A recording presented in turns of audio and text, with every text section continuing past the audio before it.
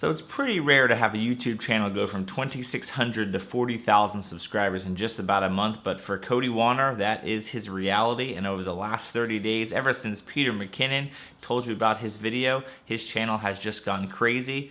And yet, he hasn't changed who he is. He hasn't changed his mentality of why he vlogs in the first place. And I was just excited to get the chance to sit down with him and talk a little bit about this crazy journey that he's on. He lives right down the road, which is super exciting, and we got a chance to catch up and talk for a bit. Have him on my podcast, the Scott McKenna Podcast. If you're unfamiliar with it, you can check it out on all the places you listen to podcasts: Spotify, Apple, Overcast FM, Google Play, all those places. So check it out if you'd rather listen to the audio-only version of it. But this is the conversation I got to have with him. It was a great time, and some of you love having it on YouTube instead of having to listen to it elsewhere. So hope you enjoyed this podcast. Would love to know your thoughts in the comments below. What are some takeaways that you got from it? Let's get right into it. But Cody, thanks for being, I guess I'm at your location, but thanks for being on the podcast. For sure, man. Thanks so much for coming the whole way down here to Harrisburg. It's cool that there's like another creator that is like killing it right down the road. Yeah, like man. Harrisburg. You're probably the only person walking around vlogging in all of Harrisburg. Yeah, there's some other ones. There? There's a guy named Fantastic Joe, Okay. and I think there's even a couple more. I'm starting to see more pop up. So I'm not sure if I've had anything to do with that or not. You're inspiring. But whatever it is, I'm excited to see it. That's awesome. But I didn't tell you this. I was just telling my buddy out there. He's like, so who are these guys you have in? And I'm like, well, it's Pablo and then Scott. I've been watching Scott's channel for like 6 months. I've always looked up to him. So now he's here in the flesh. It's kind of a cool thing. That's cool. That's awesome. So yeah, man, it's like kind of surreal That's for me to get super cool. the chance to meet you and hang out today. Well, it's funny because I remember when I randomly, obviously, we're going to get into the whole Peter thing, which Right. obviously was huge for you. But I remember the first thing when I saw that you're from Pennsylvania and then Harrisburg, I'm like, well, that is really random. Yeah, Like right. YouTube is this, worldwide audience, and it's crazy when you actually see people close by. Nearby. And I love the fact that we get to actually just meet up and talk. And I just love hanging with more creators and people in video production because it's just fun. Like we were talking about it at lunch, but we live in this incredible time. Yeah. Like it's just, The internet it's changed so the much game. fun. Like, Yeah, it is. There's a lot of fun to be had. and it still is like just starting of what the internet is like. It's not my words, but Gary Vee talks all the time about like people are still underestimating the internet. Yeah, which is Like- crazy because we're already seeing, I feel like we have a good grasp of what the potential is, but exactly. I mean, to have kind of crazy. that sort of visionary mindset of like, no, you're still underestimating it. I remember when I heard Gary say that for the first Yeah. time, and like I got chills because I realized it's true. We don't know kind of what potential we have here, and to be kind of in at the ground level, so to speak, in terms of, how old are you? 33. Okay, I'm 32. Okay. We grew up Yeah. with it. It wasn't there when we were born, Yep. right? But then like middle school, We people started the started getting those. dial-up. Right, get a CD in the mail, and you can get online with AOL. And yeah, Remember how exciting it was to get the extra month of the AOL trial? Yeah. Oh my goodness, I And, forgot like, those you'd days. Like get a CD from somebody else who wasn't going to Yeah, use yeah, it, yeah. and you'd be You're gonna like, use your "You're gonna AOL use your CD." Oh my gosh. Yeah, no, totally. That's amazing. No, but it's really cool just the time we're living in, and it's fascinating to know where it's going to go. But I want to back up way before a lot of people obviously have recently heard about you. Yeah. You didn't start vlogging with probably just the straight up intention of I want to vlog to eventually hopefully get the right shout out, the right time, whatever. Like Right. you started, why did you ever start vlogging? Like Yeah. why? It's a great question, and I think I have a bit of a luxury of I had a very clear vision in mind from the onset, which I think some people don't. But so just right here, I got to say, like, if you don't have a clear reason for starting, that's not an excuse to not start. I think you should still start and like let the beginning of your vlog be about, I need to figure out what the vision of this channel is, because I think that reflects back to the vision of your life and what you want to do. Like, what do you want your purpose here on this earth to be? They're very parallel for me. They're very parallel. So my purpose on this earth, like what I get passionate about is encouraging other people. I love it. And I'm just I am a natural encourager. When I meet somebody, I try to draw out like what is something that they maybe need a bit of a kick on, and then I try to figure out how can I speak into their life in a way that's going to encourage them to do that thing or make that. Has that been something you've always done? Like I've always done that, and why do you feel that's important to encourage people? I think. I feel like people are just self-doubters. I think that I struggle with a lot of self-doubt and so I've seen that throughout my whole life, people struggling with doubt and kind of just not being able to really see the potential and the power and the value that they have in themselves, right? So just trying to draw that out. And it's interesting that you say that about why. So when I started this vlog, a big piece of it quickly became encouraging myself to keep going as an entrepreneur and encouraging myself to keep going as a creator when the going gets tough. Yeah. And so the interesting thing has always been primarily when I'm vlogging, I'm talking to myself. I'm encouraging myself. It's just that there's a lot of other people who are in this exact same niche, right? It's like who need encouraged to either build a business or make something or adjust something or make some big change or lose weight or whatever it is, who need encouraged to do something new that's different and slightly scary. So it happens that I am talking to a lot of people, but I first started talking to myself, and as I did it as a way to encourage myself to keep on going.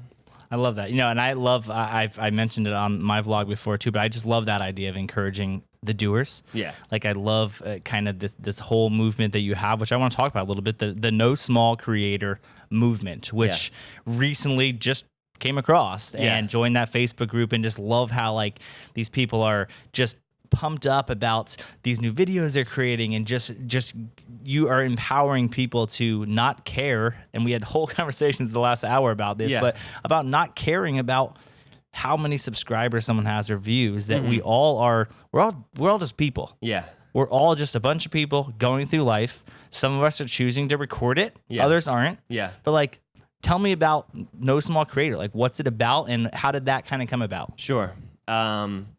No Small Creator, it was born out of a rant that I went on. I was trying to get Boosted Board, actually, which we both are huge advocates and fans of Boosted Board, to get like 10 quote-unquote small creators to give away 10 Boosted Boards to small creators.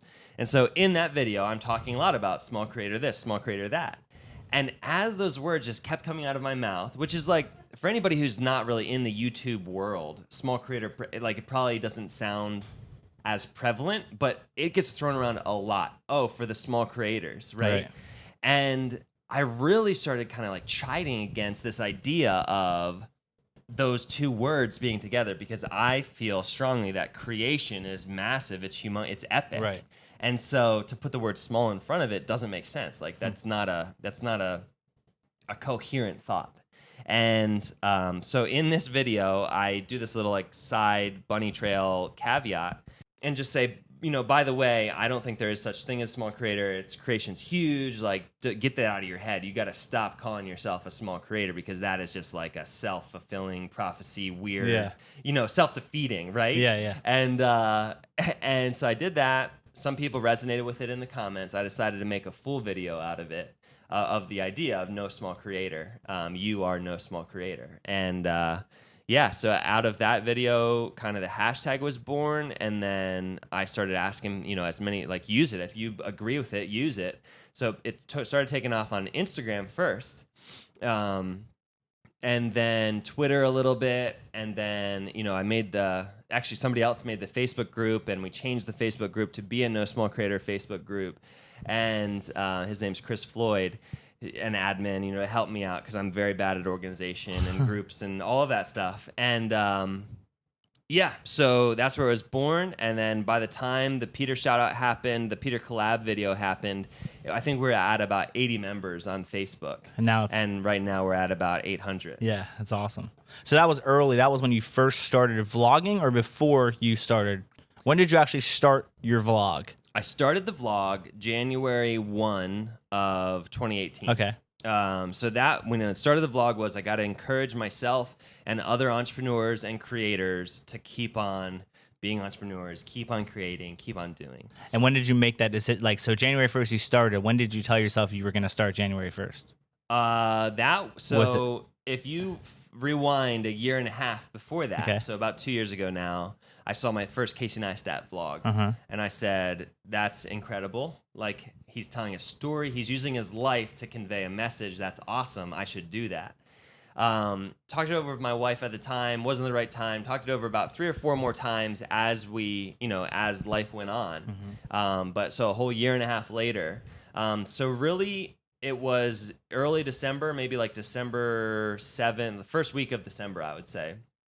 I was listening to a sales book by a guy called Grant Cardone. And in the book, he said, if there's something that you know you need to do, stop thinking about it and just do it. And immediately a vlog popped into my head. I went home that night. I was like, Amber, I think we got to revisit this idea of the vlog. And she's like, look, you've been on this for a while. I think that you're serious about this. Like, do it. You should do this thing. So I grabbed on December 31st. I grabbed one of my cameras. I have a production company. Grabbed the camera, brought it home with a old Gorilla Pod, and went to the beer store actually, and like talked to the camera in public in the beer store to like make sure I could do it. And when I didn't, pass out or freak out, I was like, all right, I guess I can do this. So next day, or it was that night. So we had our New Year's Eve party at our house, and the way my vlog starts, it kind of starts with like a black screen, and you hear a little bit of a muffled like 3, 2, 1, and that's the countdown of New Year's Eve, of the ball dropping. Yeah. And then the start of your vlog. And also the start of my vlog. And so it started this year. And so there's some fireworks, I think, in it. And I kissed Amber, and we do a toast with some champagne. And that was how I kicked it off. That's awesome. So how was, outside of the opportunities that come from obviously YouTube, which we'll talk about in a bit, how has the vlog changed? Let's just say you personally, you creatively, personally, relationally, like how has that changed you? Because I feel like it really makes you get better at talking. It makes you be more comfortable. Like, it's so easy for me. I feel like it was always easy for me to like have sales conversations with people, but it made it even easier to go and talk to somebody when I would talk to my camera. It made it even easier. Like, how has it changed? Like, how has the vlog changed you? I think that, so what you're saying is 100% true. I mean, going into a sales pitch, having done, a vlog every day for the last 6 months or whatever, I felt like I was crushing sales pitches because it was like, I know how to do this. Just building that practice, that confidence, that's fantastic. But the biggest way that it's changed me, hands down, has been my own self-awareness, my own awareness of my flaws and my strengths, what I'm strong at, what I'm weak at, where I need help, and where I really thrive naturally, and then what I want to pour energy into and what I want to kind of draw energy away from. And so that self-awareness piece, hands down, is one of the biggest ways that vlogging has impacted my life. I'm gonna put you on the spot. What are some of the weaknesses you've seen come out? I am an incredibly weak person. When it comes to organization, when it comes to timeliness, just any sort, like most business things, I'm actually very weak at. So, taxes. I filed our taxes the first year that we started our business, and we got a $15,000 fine from the IRS because I had filed them wrong. Organization, financial, sort of, building quotes, just anything that requires sort of long-term, sort of focused thought in one direction on one thing for a long time. Okay. Which, amazingly enough, most video projects are actually just that, right? Yeah. It's like you send your first round to the client, and then 7 rounds of revisions later, you have a final product. And I'm actually very, very weak at that. Anything that takes that sort of kind of long, focused, sort of drudgery effort. And strength wise, when you started, like what strengths have really come out of like vlogging has helped me reiterate kind of some of the strengths I knew I had. So there's 2 strengths that I have, especially when it comes to the business world. I mean, I think and overall strength, which is the overall purpose of the vlog, is encouragement. But, more in business and kind of my marketable skills are the ability to pitch, the ability to sell an idea, to say to somebody, I want you to give me your hard-earned dollars to create something for you. I'm very strong at that, and I'm also very fast. One of my strengths is speed, so I'm a very fast editor. I'm a very fast cinematographer, and that has only been tripled or quadrupled by the speed needed in order to produce a daily vlog. That's something I feel like is one of the best reasons for someone in video production specifically, is when you have to do it every day, or even just if you can't do it every day, having to edit as many videos as you've had to edit, as I've had to edit with vlogging, it just helps you. It helps you shoot more efficiently, because when you vlog, you only have so much time to shoot. So you have to shoot with your actual ideas in mind. You have to edit fast, because you can't, especially if you're daily, you can't wait till the next night to start, because now you're 2 vlogs behind. Like it really helps you be more efficient. I think it's just a smart thing for people to do, like shoot more, because too many people, especially when they're starting in this business, they just don't shoot enough. Like they wait till they get a job to start shooting and brainstorming. It's that doesn't make sense. No, like you need to. And I love, that's why I can't encourage people enough to vlog, because it helps you show up nonstop. That like, if someone wants a quick turnaround time, well, hey, we do it every day. I've done it every day. I can quick turn around anything and make it and make people watch it. Like, it's good practice. I've legit sold videos that way. Yeah. Where someone says like, we want it the next day, and I said, what if we release it before the banquet's over? Yeah. And they're like, what? I'm like, how about I have an editor, I'll be the editor, I'll have a cinematographer here, and I'll cut it while he's shooting it, and we'll release it before the banquet's over. It'll be shareable like crazy. Everyone's going to share it. Because they didn't even leave yet. Yeah. And it just blew their minds, right? But I literally said to them, I've done this every day for the last 100 days. Yeah. Like that sort of confidence, you can't fake that. Yeah. They could go to my channel and see, oh, he really did make a video every day for the last 100 days. So, that sort of confidence, like confidence is a huge factor in winning it, in getting a job, winning a client, all of that stuff. If you can come in with a full confidence in yourself that I can actually deliver what I'm selling, that's a game changer. Yep. And vlogging 100% increases that confidence level. Yeah, and I think it's just it's a way to, you talk about a good resume to have, a good, like, take a look at some of the work I've done, being able to show someone hundreds of pieces of work versus like, here's the last client job I did 3 months ago for ABC company. That looks like, okay, well, what have you been doing for the last 3 months? Especially because not all work that you even do from a commercial side actually becomes public. You don't necessarily even see all the work you do. So like, it just makes sense to constantly just show up and have your resume reel. And it doesn't matter if they're hiring you for vlogs. It matters that they clearly see you know how to put together. If he can put a story together on his day, imagine what he could do with the script. Like that's where it becomes really, really powerful. So yeah, I think it just makes sense for people to just vlog. I mean, we love it. We were talking a little bit about lunch, and I'm really excited about the collab idea that we talked about Scott this video. had a really good idea when we were walking back from lunch that you should be. I am amped about I'm excited about it. Yeah, it's in a nutshell, it's the idea of just explaining to people how important what you think are barely any views are, what that actually looks like. So be on the lookout for that. That's definitely going to be. That'll be dropping soon here. I'm really, really excited about that. So I want to talk about, obviously, a big moment for you. And I hate even saying a big moment, because you were working really hard before you got a big moment. Oh, no, but it was a big moment. And I never want to talk about with people, especially that get shout outs that help them in a huge way. You were already working hard before that. You don't get the opportunity you got reaching out to people and saying, I just started a YouTube channel, can you put me on your channel? You worked hard and you got to that. Clearly, we can't ignore this last, let's just call it a little bit of a crazy month for you. What in the world happened recently? So let me just go back and speak to what you were saying there.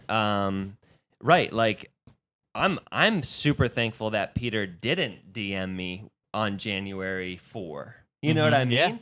Because had I not built had the kind of the time to build the foundation that I did, it would have meant nothing. Yeah. I call it lightning striking. When lightning strikes, if you don't have a foundation built, it's going to leave just as fast as it came. Love that. And there's an artist that I just interviewed on a vlog recently named Nick Sider who had lightning strike, and I think it was not Vice, it was like BuzzFeed or something. Put him in a video, and he got millions and millions of views, and his Instagram blew up. But more than that, just his brand blew up. People started asking him to paint stuff for them, and just a massive thing. But had he not had the foundation of however many works of art, had he not capitalized on that moment and started putting out behind the scenes of him painting and on Instagram, all that stuff, lightning strikes, but it would have left just as quickly as it came. And so if you're just starting this thing out, be thankful that Scott didn't call you, or thankful that I don't call you right now, because you need to build, like, we're doing that not necessarily because we don't want to work with you. So I'm getting a lot of requests for collabs, right? Yep. A lot of requests. And my first question is always, what's your upload schedule? How long have you been doing it? Have you built a foundation? Kind of what's the purpose of your channel, right? Yeah. And if I don't, if we don't have a clear understanding of those things, then working with me is going to be fun. We're going to have a fun time, right, but it's not really going to do what you're hoping it's going to do. Yeah. And so that's something that I think is super crucial. What happened is, I think it was 174 days into the vlog, I was doing a vlog about a collab that I was going to do with a guy over in Seattle, and just talking about how excited I was that the internet, I'm literally vlogging, how excited I am that the internet connected two creators from across the country, and how now we're going to get to work together, and this is just so exciting, this time we live in. As I'm recording that piece of the vlog, my phone vibrates in my pocket. I pull it out. It's a direct message from Peter McKinnon, and he's saying, come up to Toronto. He literally just said, come to Toronto, make a video with me. That was all the text said. I flipped out. I hit record on Twitter, like I was in the app. I hit record, just flipping out, and he used that clip in his video. Yeah, man, like, tell me when. I'll come up whenever you want me to come. I'll come right now. Like, I'll leave right now. Just so excited, He writes back, and he's like, yeah, man, I'm just planning out my next 2 weeks. Like, it's no rush. Let me get your stuff sorted out. Let me know. Because I had like a big pitch coming up later. I was like, I wouldn't be able to do this day, but whatever. Get your stuff sorted. We'll figure it out. Let's get it done. So, we kept communicating, and eventually at some point, when I let him know that I was going to stay, I was going to be there for 2 full days, because it was a trip. I was driving, and I had a place to stay. And he was like, oh, great, studio day and a city day. And so, like, in my mind, like, I'm a daily vlogger. In my mind, it just went from 1 video to 2. Yeah. And I'm like, this is awesome, Yeah. And how many subscribers were you at that point? About 2,600. Okay. And I was still kind of steadily increasing. So by the time I got up there, I was at 2,700 subscribers. But, drove up. I drove up there to Toronto, and the other thing that I should say is, I wasn't sure if he meant he was making a video, or if I was just going to get to make a video that he would be in. You were like, I don't really care, but I'll be there. I don't care, but I was trying not to expect anything, right? And at some point I found out he had a video idea that he kind of wanted to use me as a kind of catalyst to be able to talk about a message, which is basically the message of No Small Creator. Right. It's the idea that you do matter regardless of the size of your channel. Sorry, those crepes were just so fantastic. So drove up there, the whole time I'm thinking, this could fall through, and that's totally fine. Like, I'll make a fun travel vlog to Toronto. Like, people with this amount of following, with this amount of brand deals, like, just stuff going on, their lives can get hectic. Their lives can get hectic. He had just had a new baby. He had a 2-week-old. I'm like, something could happen with this baby. Like, this might not happen as I'm driving up there. Yeah. And so get up there. I got like an hour of sleep that night. I was like tossing and turning. Woke up the next day. Shot that whole fun video with there's like a unicorn and one wheels, and just we just had a blast. Yeah. He shot his video, and then the next day, similar thing. We went out and grabbed coffee, and he took me to his favorite brewery as well. And then I went home that night, and yeah, so the second day that I was there, actually, his video from the first day dropped. So I got to record kind of like a reaction to me watching that video. And my second video, it was just a crazy experience and so fun. I mean, like Peter, like you or me, like the crazy thing about collabing with people is that when you came to my office today, like we felt like friends because we had known each other through video. Yeah. And that has happened with so I just got off of a bender of collabs, right? Yeah. I think a few of them. 16 collabs last week. Collab whore. Just a bender of collabs, and every single time, without fail, the person that I would meet up with was the person I had known from their videos, and it was like we were fast friends, and that's exactly what it was like with Peter. Yeah, just like we know him him from his videos, and just a fantastic time. It was like skip the small talk and get to talking about YouTube and videos and career and you don't have to ask much about what they do. It's like I know what you do. Yeah, the stuff you actually care about, and it was just a fantastic time. So talk about a little bit what you learned from Peter. I'm sure you guys obviously had lots of conversations, lots of different things about that. What are kind of some of the main, obviously outside of the subscribers that you got coming out of it, the views, there's always when you meet up with people doing big things, there's lots to take away. Yeah. What are some of the things that you took away from kind of the conversation with him that actually maybe surprised you more than you thought that weren't just simply subscribers to YouTube? Right. Or subscribers or views, I should say. Right. I think the biggest takeaway for me was when you meet somebody who you've idolized, you need to overcome that quickly and kind of put that to bed, right? Like so for me or you, it's probably like Gary Vaynerchuk, right? Right. When we meet Gary Vaynerchuk, we could see him as someone who we've put as a pedestal, who we kind of think of as an idol. Or we could see him as a business owner that has been working his tail off. Yep. We're business owners too. Yeah. And have a conversation at the one level or have one at the other level.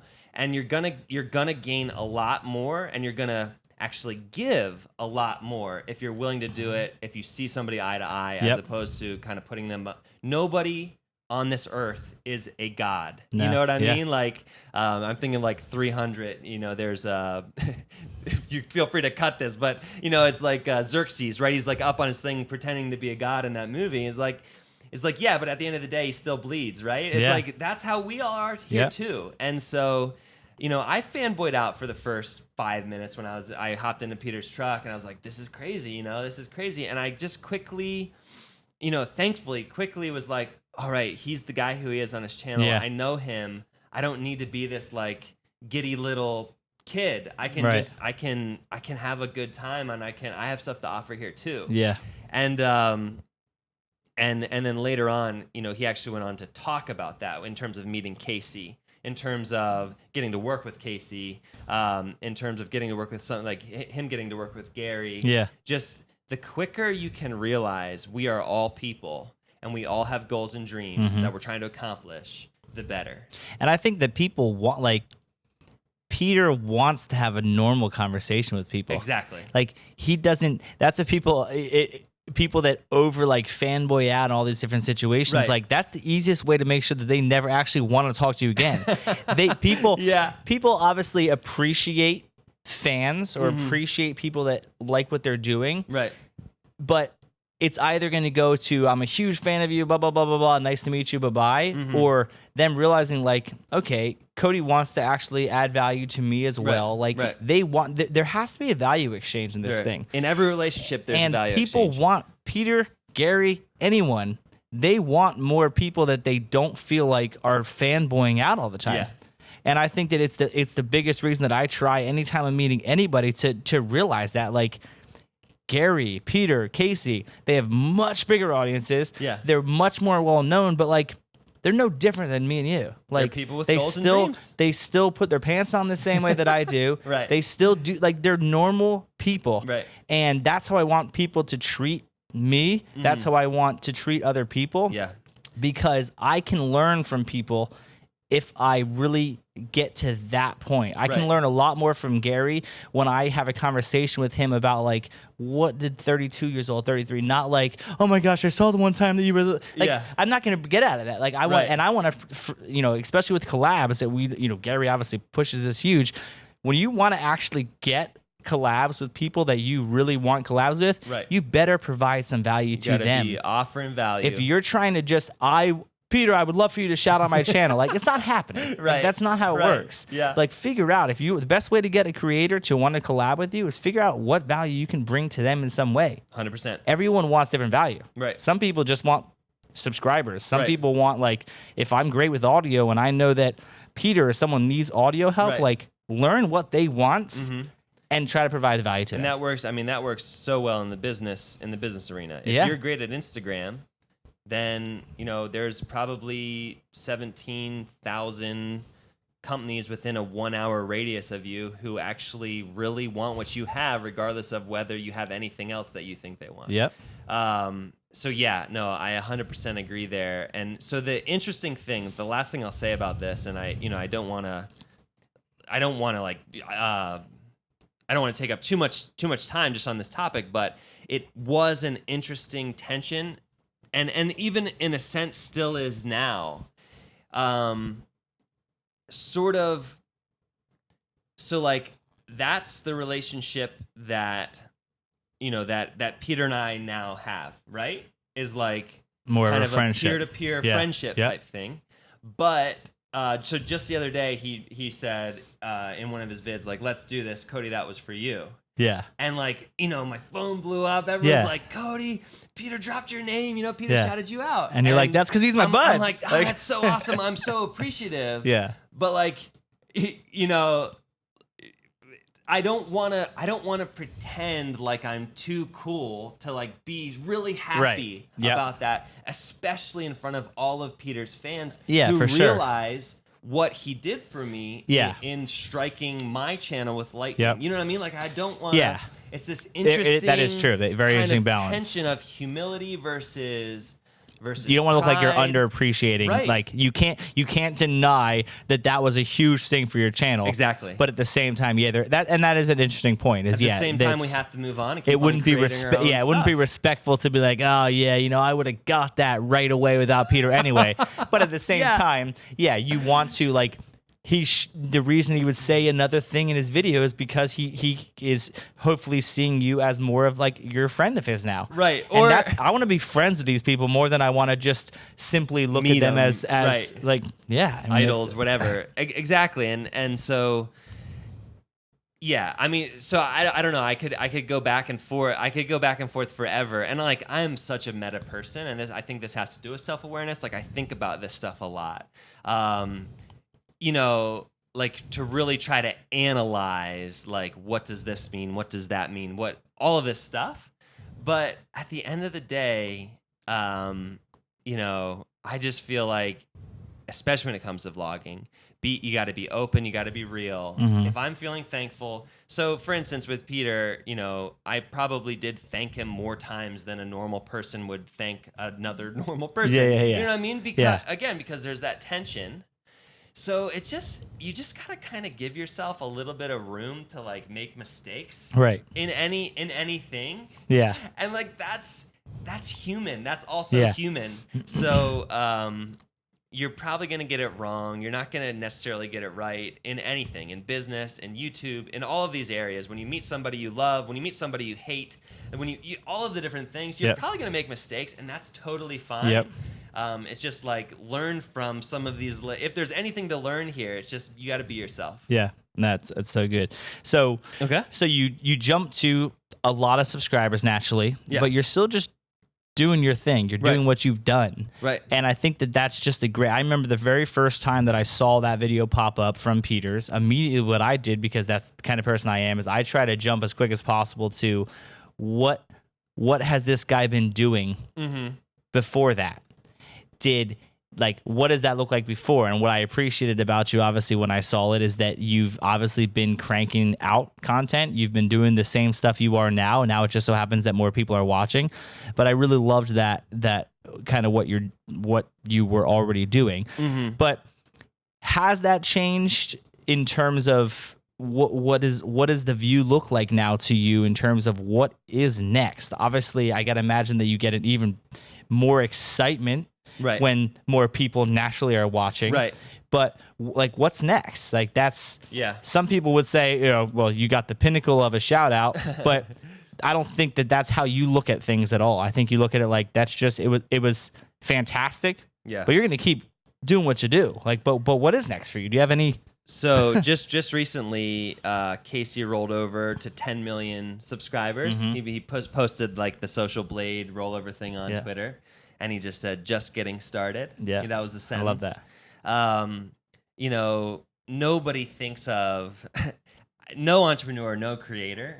I don't think thinks of getting a shout out as like an end. Mm-hmm. It feels like nothing but a beginning, nothing but a foundation, nothing but an invitation to kind of step it up and go and grind, right? Mm-hmm. And so I come alive at the idea of the grind, at the idea of work and capitalizing on great things and helping other people and trying to spread.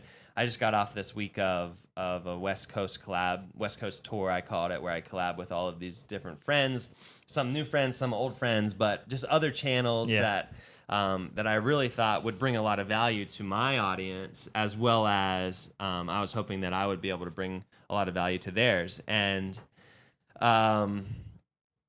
so what I think needs to happen is I gotta make some money so I can keep on doing this, doing what I'm doing, right? My video production company needs to make money. We got to make that thing profitable.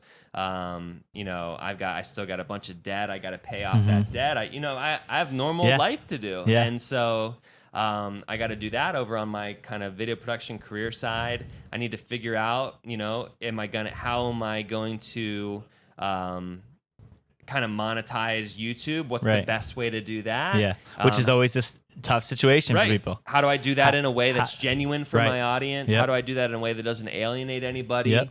I think I actually have that easier than most YouTube creators do, because my audience has kind of always known I'm in sales, I'm pitching, and I'm teaching people how to make money. Yeah.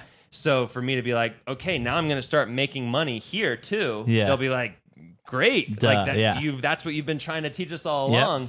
So I feel excited about that. But so that's that. I mean, I have two baby girls. One's 3, one's 1. I got to spend a lot of time with them. Mm-hmm. I got to raise them. I got to be their dad. I got to be, a great husband to my wife. I got to do life. I got to do life and then figure out where to fit in the grind and the hustle. And, it might look a lot like from 10 p.m. to 2 a.m. like what Gary talks about. And that's fine. I feel like that's the time of life that I'm in, and I'm excited about it. Yep. And I think that that's, what people have to realize is that anything you do requires work. First of all, that's a no-brainer. But especially when it comes to, if you are building a side hustle, as Gary calls it, if you have humongous goals to one day do something huge, it's going to take an effort, a strong effort. Yeah. And it's going to take the 10 p.m. to 3 a.m. time. Mm-hmm. When I eventually got to go full-time in my business, it was 3 years of working all the 8 p.m. to 2 a.m. to build the company. It takes that. And I think that a lot of people just kind of feel like there's somehow a shortcut to this. Right. There's somehow a shortcut to be in the right place at the right time. Do those things happen? Yeah, but it takes sacrifice, and it takes a good wife, a good family partner. to support you with that. 100%. But it's a tough balance for people to face. But at the end of the day, if you're trying to build something, you have to know that it's going to take sacrifice to something. Yeah. Time, sleep, family, I don't know. Money, all the things. All those things. And it's always a balance that we're going to face. But I'm just super pumped for you. I'm super pumped that obviously your channel is doing great. But you're producing great content for people. I love the positive vibe. For those who wonder, he's just as excited in person as he is all the time, which is just awesome. I feel like there's not enough people that are positive about life. And I think that life is good. Yeah. I mean, I think that we just don't realize sometimes how good We have it. We have it very good. Especially those of us living in America, like we're fortunate people. Yeah. And there's way too much complaining. And I can't talk about Gary enough, but like make positivity louder than negativity. Yeah. And I think that you are smiling, the laughing. I think every clip you have on anything ends with your laugh. Right, I can't stop laughing. And it's just great. I mean, it's just positive. Someone just put a comment on one of the collabs that I was in when I was in Seattle. I just was reading their comments, and someone said, "Dude, Metal, I like you so much more than Cody. That dude is always smiling." And I'm like, I'm not for everybody. I'm not for everybody. The fact that really that's a negative thing for people. It's like, it's this guy's way too happy. He's too happy. No, I get that. I mean, it's when you're in a negative headspace or just even a hard headspace, it can be hard to be around positive, happy, yelling, amped people. So I get it. You know, I totally get it. But it's me. You know, it's me. I laugh about stuff on my vlog all the time because I think it's funny. Yeah. You know, I can't. Well, it seems like you enjoy life. Yeah. And that's an awesome thing to have. Thank you, man. Last thing I just did a video about this, and I'd love to know your take on it. I recently realized just how important it is to really understand what energizes me, what gets me pumped up for the day, the week. How often do I need to replenish like my energy cycle? What energizes you? You're naturally an excited person, a positive person. What gets you when you're in a creative block, or maybe just like not necessarily, it doesn't seem like you're a person that's ever really depressed, but there are days you might not be as pumped as other days. Right. What kind of energizes you? What are some things that you found help you to stay positive? Yeah. Hands down, it's gratefulness, which we were just touching on. I realized that. But for me, I get so excited when I pick up my camera and think about the people that I'm allowed now, because of the internet, because of YouTube, because of this technology, to talk to, and whose lives I can touch because of this vehicle. Yeah. I get really excited about that. So just for me, actually, you know, as we put our bodies and minds into habits, you know, like sometimes when someone says like, we're gonna go have Mexican tonight, like spicy, you know, it's going to be pretty spicy. There's a new salsa that I want you to try that's like, it's got this different kind of pepper in it. And like my mouth starts watering, right? It's watering right now, just talking about it. When I reach for my camera, there's a chemical release in my brain of dopamine or serotonin or whatever it is that I feel a rush of excitement because of what's about to happen, because I know that there's someone who's gonna hear me, and it's gonna potentially change them and help them, and so that really excites me. Beyond that, when I start to feel down, or if I start to feel like I don't feel like getting out of bed, I don't feel like getting up today at 3:30 to cut my vlog or whatever, I think about the things that I have and how grateful that I am. You know, the fact that my daughters are healthy. The fact that I have a house and a bed for all of my family members to sleep in, like the simple stuff. Yeah. Like water is actually a big one that I think about a lot. It's one of the most simple things, but it is so crucial to life. Yeah. And I have unlimited access to it here in my office and at home and everywhere I go. And like, it's those simple things. It's kind of digging deeper into the simple, beautiful things that are all around me that gets me really excited and gets me really grateful. And when I feel grateful, it's hard for me to feel down because I feel like I've been given something and I want to give it away. Yeah, that's awesome. And I think that you hear that with so many positive people is they preach that. Like when you are grateful, when you realize how much you have, how can you complain that? Like, you can't. It's just hard. It just becomes very hard to complain when you're thinking about the fact that you have water and other people don't. Yeah, that's awesome. Well, Cody, thanks so much for taking a few minutes to be on the podcast. Yeah, man. I'm pumped for you. I'm pumped that we live basically down the road. I know, so and I'm real excited for this video. We're definitely going to do. But thanks for being here. Definitely for those listening on the podcast, I will be posting all of Cody's links down below. I'm assuming most people probably have seen you in related links, and hopefully they do. YouTube should get better at understanding you live down the road. They should watch your channel. We were just talking about that. Yeah, like they should get better at saying. This creator lives near you. Yeah, if you like this guy, there's another guy that's just a drive away. You should Right. follow him too, but Right. they don't. But anyway, all the links will be down below. Obviously, people will follow on YouTube. You're on Instagram. So yeah, we'll post the links. We Thank don't you, have man. enough to do the shout outs, but thanks for being here. Thanks so much. How'd it go? You like it? Awesome. All right. I appreciate it. Thanks for Dude, that was taking fun. some That time. was a fun high energy.